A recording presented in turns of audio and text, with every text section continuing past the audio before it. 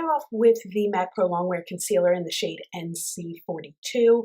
Just one pump on the back of your hand will do. This product definitely goes a long way with a little bit. So in order to highlight underneath the eyes, I personally like to take my finger and just warm the product up to the skin. When you're highlighting underneath your eyes, you want to make sure that you take it, of course, right underneath the eye, alongside the bridge of your nose, and then make a triangle that follows along your cheekbone so that your under eye looks nice and lifted and awake and bright.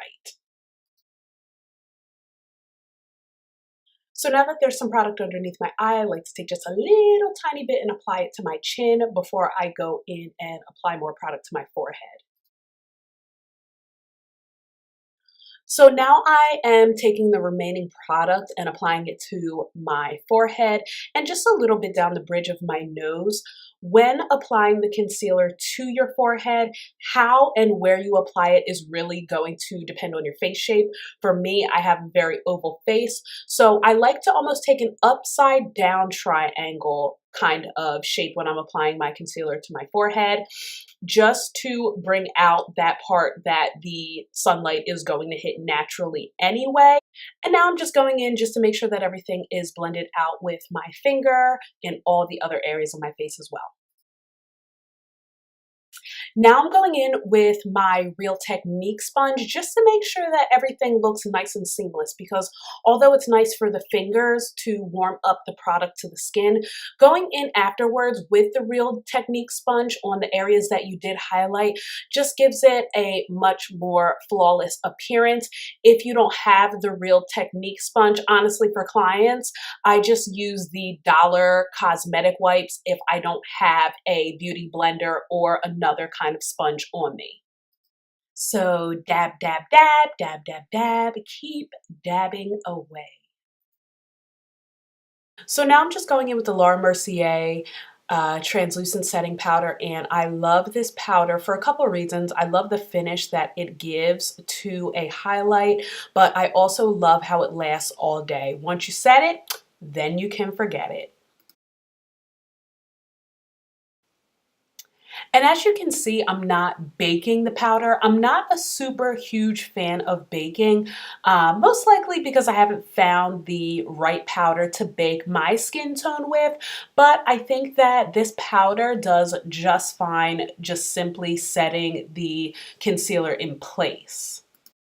And of course, I'm just putting the powder everywhere that I put the concealer just to finish it off.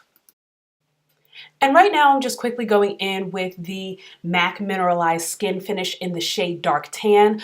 I like to just create really a seamless line between my highlight and the rest of my face. And I feel like it's almost kind of maybe a transition between my highlight and my contour.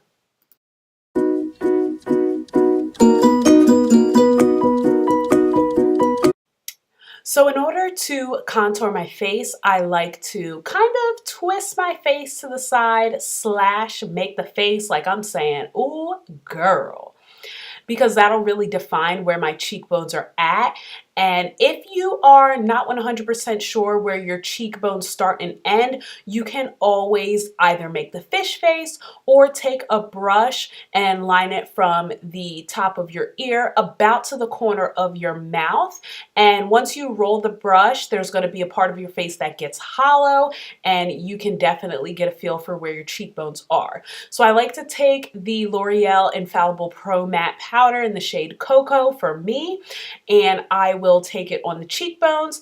Again, just a little bit down the bridge of my nose. I like to take it on my temple, across my forehead, and then on the bottom of my chin and right below my bottom lip, just to give a little bit more of a pouty appearance.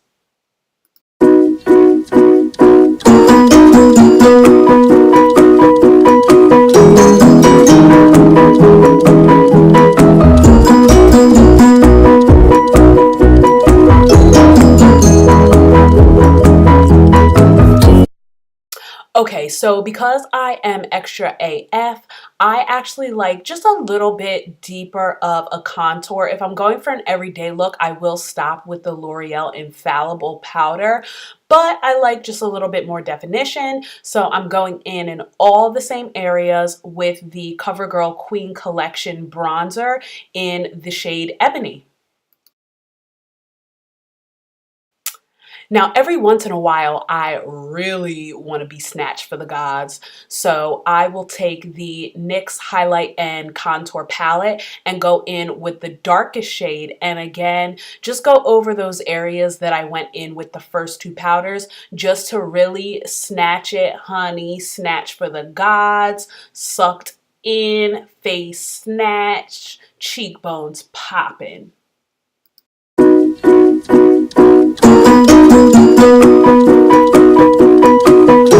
I just want to take the time to thank you guys for watching my highlight and contour routine. If there are other videos that you would like to see, please let me know down below in the comment section. Don't forget to give this video a thumbs up if it was helpful for you. And be sure to subscribe to make sure that you don't miss out on any other tutorials. And be sure to subscribe to make sure you don't miss out on any other tutorials that I have. Thanks for watching.